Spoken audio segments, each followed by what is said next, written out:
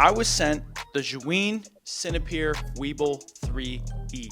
And in this video, I'm going to talk you through whether or not I think this is a good, affordable option for a beginner looking to get their first gimbal. So without further ado, roll the unboxing sequence.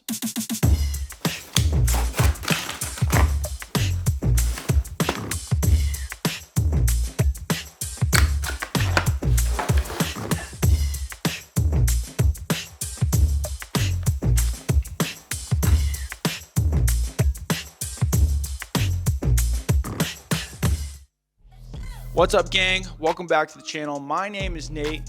If you're new here, that's really flippin' dope. I love that. Yes, recently I was sent the Zhiyun.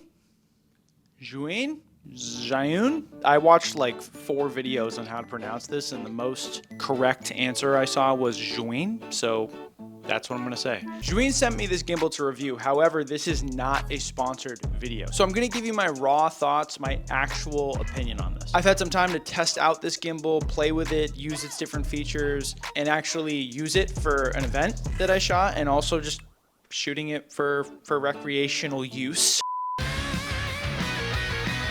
The Zhiyun Cinepeer Weebill 3E. What a name, first of all. $249.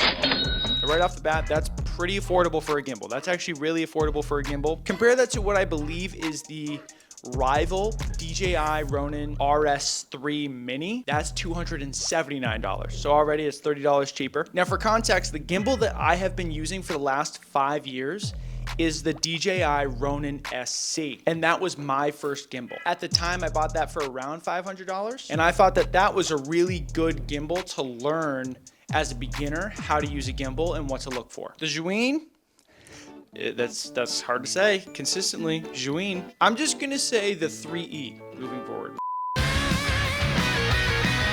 This has good structural integrity. It has a good feel to it.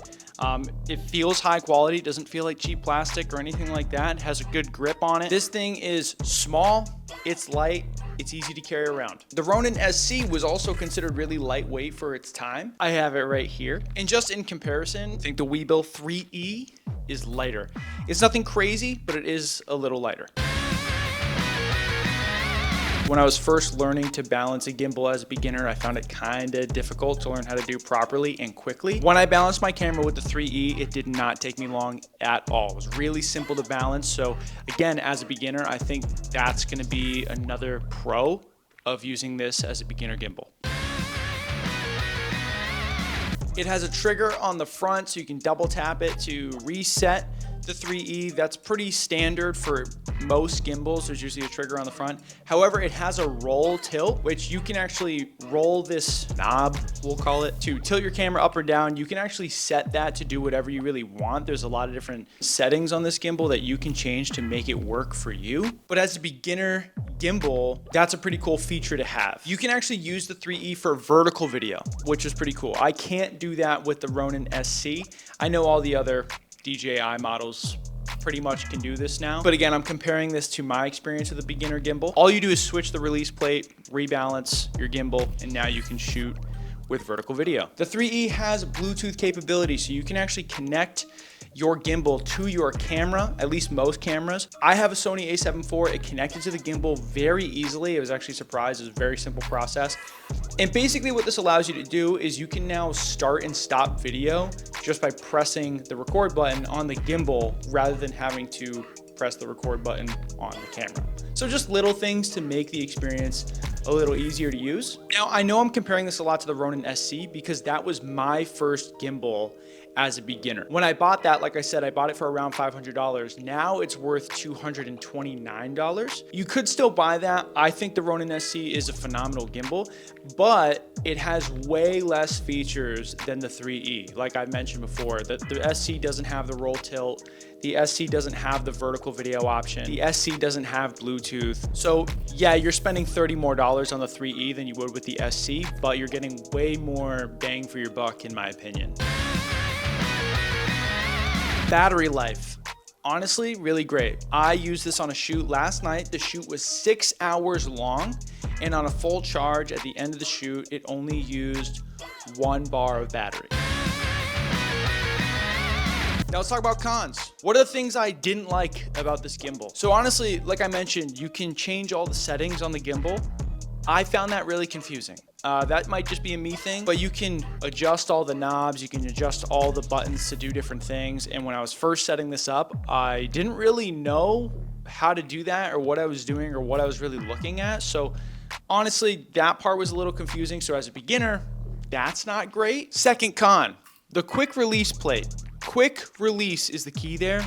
I don't really feel like this is a quick release. It actually takes a little bit for me to get my camera on and off the gimbal. It's easy to balance, but it takes a bit to get the camera on and off. A lot of newer models of gimbals have a true quick release plate, so you can balance your gimbal and all you do is press a button and the camera comes right off, and then you can just lock it right back in. Whereas this, you have to like undo all the knobs, loosen it up, slide it off, and sometimes it just doesn't slide off super easily. So that was a con for me. At least for me, I've had to rebalance the gimbal each time that I've taken the camera off and put it back on. I've had to rebalance the gimbal. So it's just a time thing. I don't know if that's enough to sway you away from getting it. The only thing that feels cheap are the legs. These legs feel a little cheap. They kind of like wiggle around a lot. I don't even know if you can see that, but yeah, you can see them kind of wiggling there. Yeah, just kind of wiggling in there.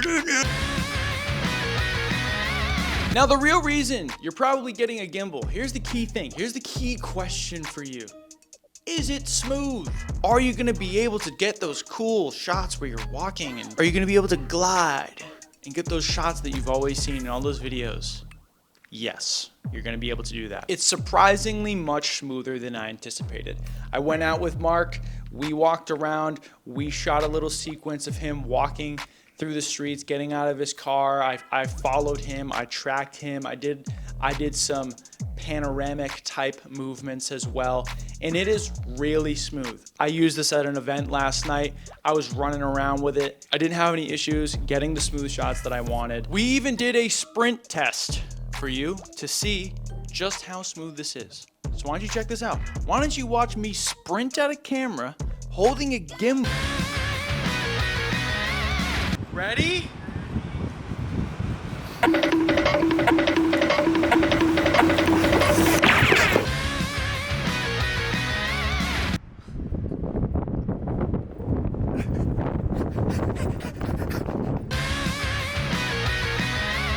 Now it kind of jerked a little bit at the end there, but that's just on me. That was just the setting I had on the gimbal. But if you look closely, I mean, it's not bouncing up and down. It's really smooth at a full sprint. That is a beginner gimbal, an affordable gimbal that can do that, and that's pretty impressive to me. So is this gimbal worth it? As a beginner, is this gimbal worth it? My answer is yes, I think so. Because honestly, you're gonna get your bang for your buck. There's a lot of features here. The only thing that I'm curious about in terms of beginner gimbals is the longevity of it. I still use my Ronin SC. I've had it for over 5 years and I haven't had any issues with it. It still works great. So obviously I've only had this gimbal from Zhiyun, the Cinepeer Weebill 3E. For a little bit. I have no idea how long it's gonna last. That's the only question for me. We'll know in 5 years. We will know in 5 years. So that is my review of this gimbal. But if you are a beginner, here's what I'm gonna encourage you to do. Go listen to other feedback on this gimbal. Go listen to other reviews, gather a lot of information. Before I ever buy a new piece of equipment, I always watch a lot of reviews. I get a lot of feedback because gear can be expensive and it's a commitment, and you want to make sure you're getting the right gear that's going to last you a long time. So that would be my recommendation to you. If you want to learn more about this gimbal or you want to purchase this gimbal, the link is in the description below, so you can just click that if you want. So hey, I love you. Thanks for watching this video. My name is Nate, and I'll see you in the next video. Zhiyun, Zhiyun. I watched a video from the official company saying Zhiyun. I hope I'm saying that right. If I'm saying it wrong, I'm sorry, gang.